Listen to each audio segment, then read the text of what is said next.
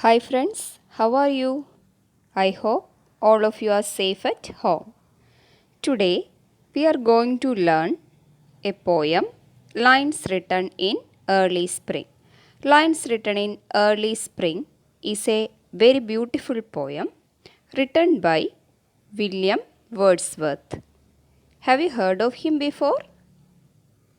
William Wordsworth is known as nature poet. He is the author of the famous poem Daffodils. Lyrical Ballads, a collection of poems by William Wordsworth and his friend Samuel Taylor Coleridge, marked the beginning of the English Romantic movement in literature. It was published in 1798. The poem, Lines Written in Early Spring, is included in it. This is Samuel Taylor Coleridge, Wordsworth's close friend. Wordsworth's other famous works are Lucy Gray and The Prelude. Let's read the profile of Wordsworth. William Wordsworth was a major English romantic poet.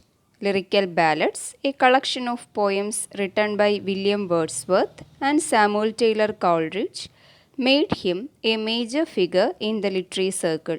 He became Poet Laureate in 1843. Poet Laureate is an honorary position officially appointed by a government. His famous works include Daffodils, Lucy Gray, and The Prelude. In simple ordinary language, Wordsworth presents nature as an antidote to the corrupting influences of society.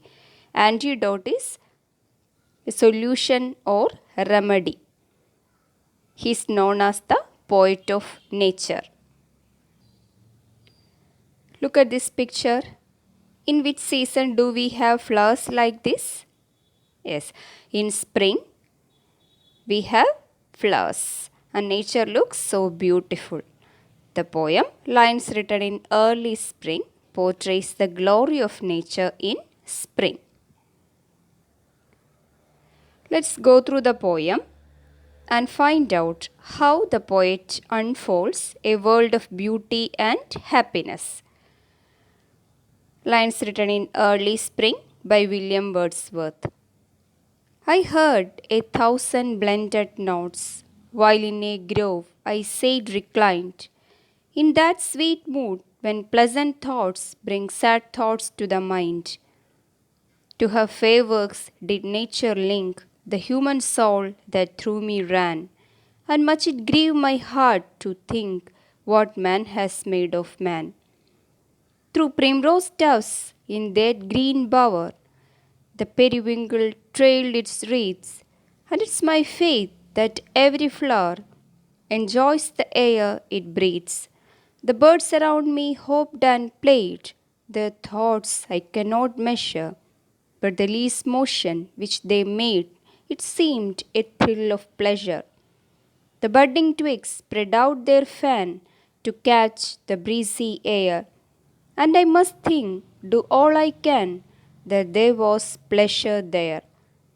If this belief from heaven be sent, if such be nature's holy plan, have I no reason to lament what man has made of man?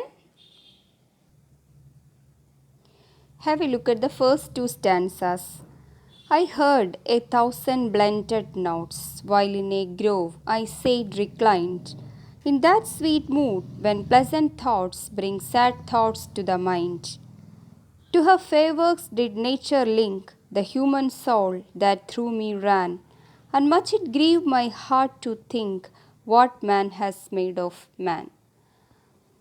The poem is written in first person I, and the poet himself is the speaker. I heard 1,000 blended notes, while in a grove I sat reclined. The poet heard 1,000 blended notes while he was in a grove.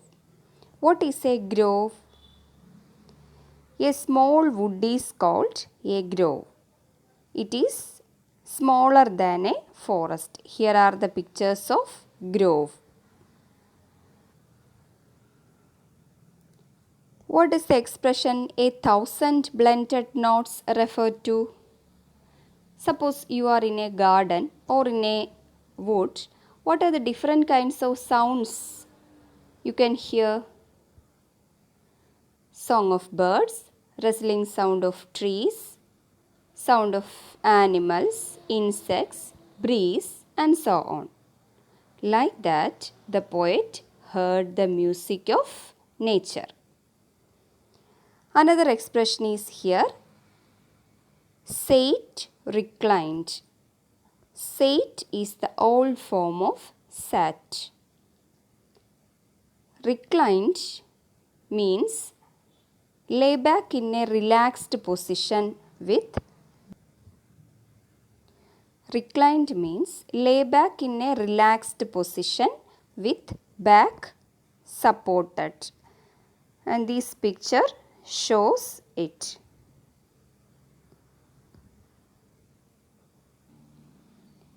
These lines show that the poet sat there in a relaxed state and he is very happy to listen to the sounds around him. But at the same time, he feels sad due to the unpleasant thoughts. Why? Here the poet thinks about the activities of man against nature. In the second stanza, nature is personified. Her refers to nature. To her fair works did nature link the human soul that through me ran. The poet says that nature linked her fair works to human soul. Fair works mean good works. The poet reminds us of the fact that man cannot live without nature. He is a part of it. And nature guides him to think about what man has made of man. Here the poet worries about man's greed, selfishness, arrogance, etc. Man has the responsibility to respect his fellow beings as well as the environment he lives. But man forgets his responsibilities and fights against his fellow beings and also exploits nature. Now we can analyze the poetic devices in these two stanzas. First, rhyming words. Look at the last words of each line. What are they? Notes, reclined, thoughts, mind, link, ran, think, man. Find out the words end with same sound. Notes, thoughts.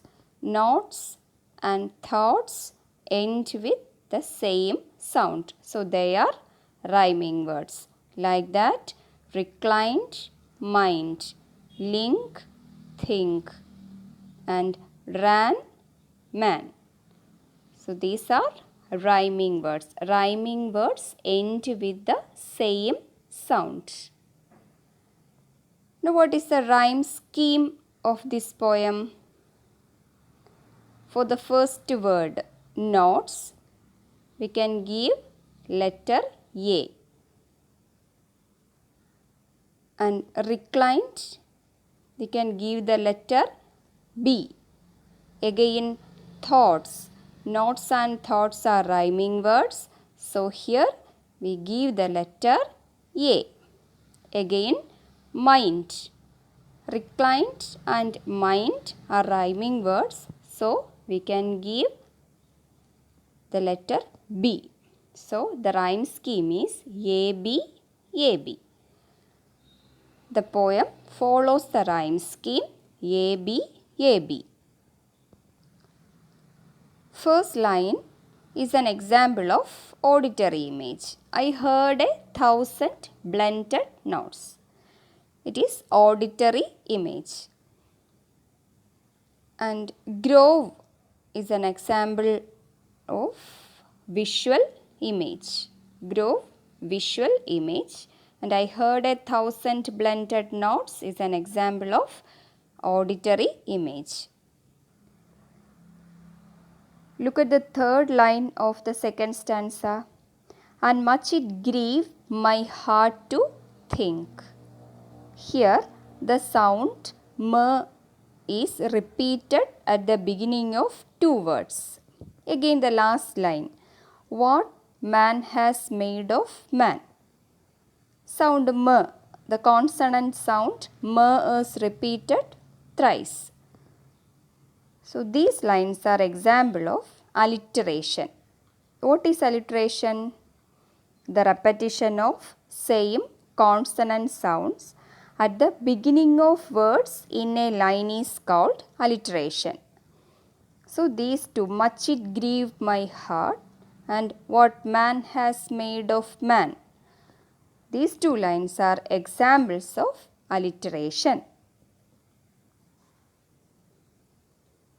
I hope all of you have understood the first two stanzas well. So, read the stanzas well and answer the first 4 questions given in the textbook. In the next class, we can study the rest of the poem. Thank you.